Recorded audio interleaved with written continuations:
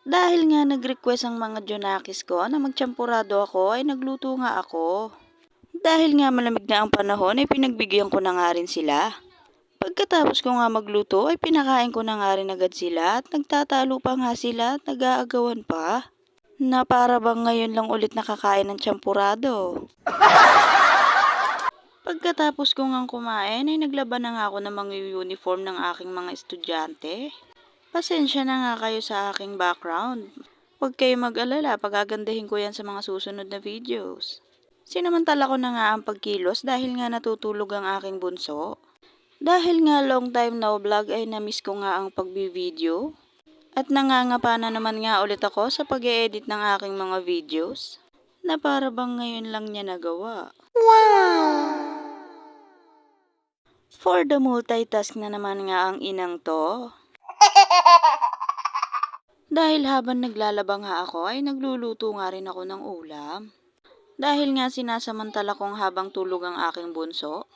Na para bang walang tao sa bahay ang kalat ng kusina. Isa nga rin tong kusina sa bala kong pagandahin.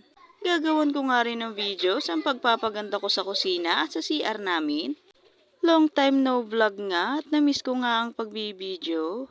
Tsaka ako na nga ikukwento kung bakit nga ako nahinto sa pagbibideo ko.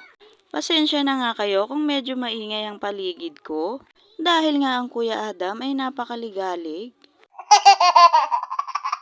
Na para bang hindi siya napapagod sa paglilikot niya at pag-iingay niya. Talong at tokwa nga ang piniprito ko dahil nga nag-crave na naman ako dito.